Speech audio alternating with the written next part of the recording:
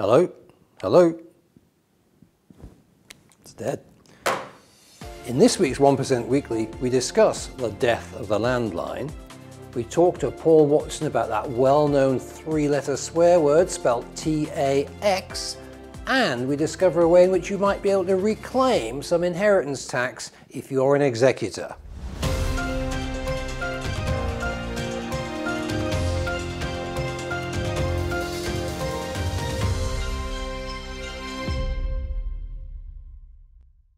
The big accounting firm, PwC, is kind of leading the way in announcing the death of the landline.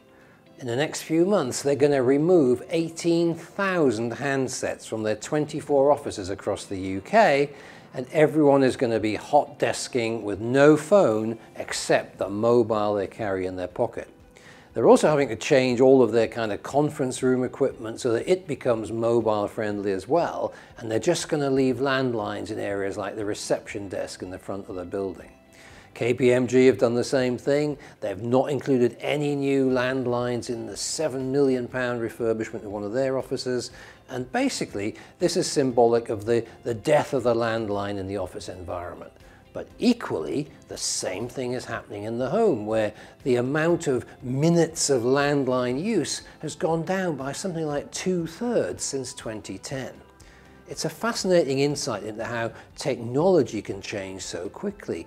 When I think back to the businesses that were founded on these landline telephones, how it was an absolutely essential piece of equipment for every desk, and of course you had to have quite complicated switchboard systems to handle them, and indeed sometimes armies of people to handle the operators and switchboard telephone staff, etc. That's all disappearing now. So whole kind of industries and whole kind of professions are wiped out by the good old mobile phone that we carry around with us. What's kind of interesting, I think, now is also you get into things with GDPR where if you have somebody who has their office emails on their handset, then some kind of data breach happens, you have to be able to wipe all of that data from their mobile handset. We've actually had to have addendums to our employee contracts signed so that they give us the right to actually wipe the contents of their handset if such a data breach takes place. So it's an interesting world now as people put more and more onto their mobile phone. On the one hand, that's very convenient. On the other hand, where you've got both personal and business data going on the same piece of equipment, you're into some very fine, nuanced lines between what's acceptable and what isn't. So do you do what PwC's done and issue a separate corporate mobile phone to everyone so they now have two handsets, one for business and one for private use? Or do you somehow conflate the two together but have a set of rules around how the data that relates to the company can be used and deleted versus their personal data?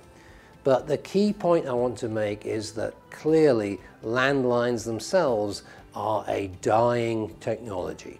They're going to go the same way as fax machines as we enter this mobile, wireless, digital age.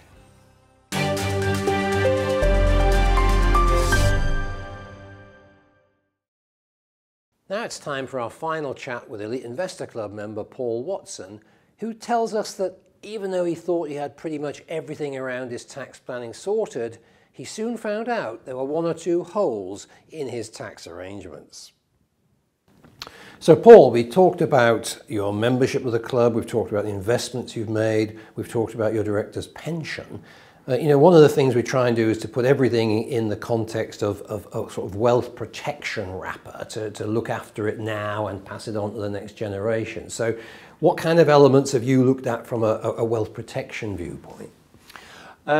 My wife and I, Carol, went through an estate planning exercise with an advisor, an estate planner and will writer. So we have, in the last 3 years, we put our wills and power of attorneys for both the health and the financial side in place. And that was really very much it until I started to learn that there was more available from Elite. to be honest with you, and that really opened up some new discussions in the tax area. Yeah, we kind of refer to this as a financial fortress. You know, we're wrapping the protection around all the wealth that you create.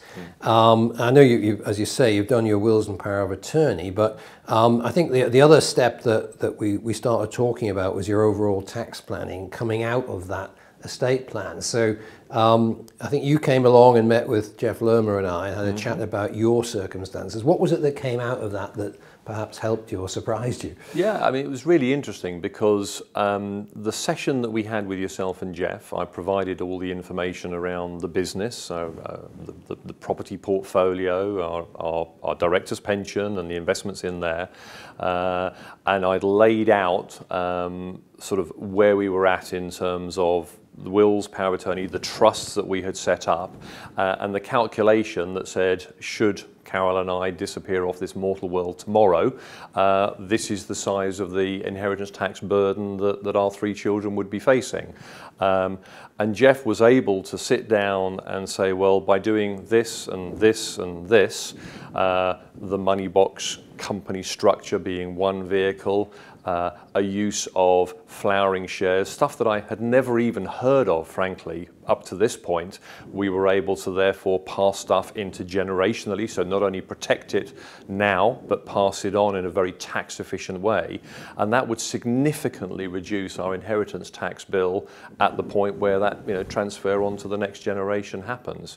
And what I was surprised about was that this was stuff that I thought I had a great accountant. I do have a good accountant, but the discussions that I have with the current accountant are very much based on annual business.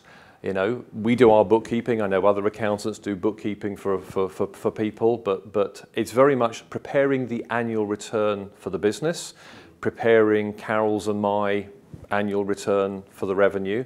And so it's quite a short-term focus view. It's not that longer-term intergenerational planning perspective that we had with our accountants until now. So we've got this opportunity now, working with Jeff, to start to do that and reduce stuff for the future. Yeah, I have to say it's been one of the biggest revelations to me since we launched Elite Tax Planning. What we've been able to do for people, often it's making a 6- or 7-figure difference to their outcomes. And that's true of several scenarios, whether they're trying to, say, incorporate their property portfolio or even to completely divest of their property. Because you know, a lot of buy-to-let investors and landlords are now thinking, with Section 24 and so on, I just want to get out of it. You know, so there are ways you can structure things to avoid massive capital gains bills or massive inheritance bills. But yeah, I think the most key point I would make from all this is that as you upgrade your wealth over time, you need to upgrade your pool of advisors. And a lot of people stay loyal to the same accountants, frankly, for too long. They were great when you were here at a startup with a net worth at that level. Now you're up here, they ain't the right people anymore. And that can be an awkward conversation because you might be loyal to them, they might be friends you have a beer with, but they're not right for you and your family now that you're at this level of wealth. Yeah, the incorporation piece in particular is very relevant for us because as a property man in the residential property sphere, we've got some of our portfolio is in a company structure as a result of Mr. Osborne in 2015, but part of that portfolio was built prior to then, and so it is in our own names and with mortgages on it. So we are absolutely somebody that needs to look at incorporation. And there's a lot of stuff out there about how to incorporate, when to incorporate. A lot of it is misinformation. What I particularly liked about the session that we had with Jeff was that he was able to draw me a diagram to clearly lay out what are the steps, what is the process, how to make sure that quite legally you mitigate any liability for stamp duty and capital gains, and it's, you know, it's not a simple process. It's over a period of time to go from one position to another, and that sort of expertise, Jeff is fantastic at coming up with what is the right tax plan for any given situation. Certainly been able to help us. Yeah, and I think the other thing I would say is this is not a once and done thing, because the rules keep changing, the laws laws keep changing, chancellors keep getting greedier, as you're finding obviously in the property business with all the new rules around HMO licensing. So, the point is that you actually have to have a plan in place, which is the best you can have now. But then you have to be able to periodically revisit that and say, is it still in line with legislation? Is it still in line with our own objectives and goals? And be prepared to, flex it and change it over time. So I think, people have to see this as an ongoing journey. When you become financially free, part of managing that scenario is keeping on top of the whole tax planning piece. Yeah, and that involves obviously regular dialogue with your advisors, because they're the ones that's keeping themselves on what are the changes in the regulation, not only us, but from a tax or a licensing. I've, if you like, got my property advisors, and then Jeff on the tax advice, and yeah, absolutely. We're in a constantly changing environment, so the business doesn't stand still, we don't stand still, and the regulation around us doesn't stand still. So as we come to the end of our conversation, Paul, what's next for you? You've built up this business. You've got very much on top of your director's pension now, managing your investment portfolio, putting all the tax planning in place. What's next? Where are you going? Where are you and Carol taking the Watson family in life from here? I think from our point of view, there's two areas that we want to focus on. One is continuing our own education journey, particularly in the financial area, building that wealth. But the second part of it is passing it on and educating and helping our next generation. So we are starting to have the conversations with our children. They range from 19 to 28. So the 28-year-old's becoming interested, the 19 is still not interested in it yet. But it's important that we can help them, and a lot of the stuff that we're doing now and learning now, we will pass on to them, because children today, we don't educate our children enough in terms of financial planning, financial freedoms and what it means. And hopefully we'll have some nice holidays along the way too. Brilliant. That's fantastic information. Paul Watson, thanks very much for sharing it with us. Thank you very much indeed. So as you can see, even somebody as sophisticated as Paul Watson, with all the advisors he's had, has discovered some significant gaps in his own tax planning arrangements when he's had a chat with us. If you think that might be relevant for you, just go to the Elite Tax Planning site that's shown in the description underneath this video.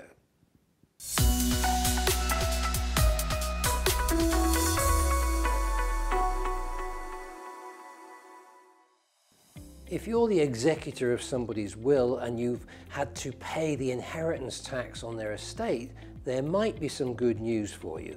What you have to do as an executor is pay the tax sometimes before you've had a chance to actually realize the assets. It's particularly relevant in terms of land and buildings, where there might be a long delay between the time of death and the time where you have to pay the tax versus actually selling the asset. Well, the good news is that if you sell that land or building within 4 years of the person passing away, and it was for less than the amount that was used to calculate the tax from their estate, you can claim back the overpayment in tax. Now, this is particularly relevant in the sort of sticky property market we're going through at the moment, where prices are plateauing, possibly declining. Certainly the sales process is lengthening. People are putting in more cheeky offers, and it's sometimes proving really difficult to actually shift, particularly land and odd buildings rather than perhaps prime residential property. So don't just accept that you paid the tax and it's a done deal that you can forget about. Take a look at what the value was in the person's estate, and then look at the difference between that and the price at which you sold it, and then you may well find that you can make a claim. What we found is that there have been something like 2,500 claims a year of this type going through, and in total something like 15,000 families have been able to achieve a rebate. It's called sale of land relief. So have a look at the accounts from the time the person was deceased, have a look at the completion statement on the sale, and if it went for less than you thought, you can claim back that tax from our friendly chums at the HMRC.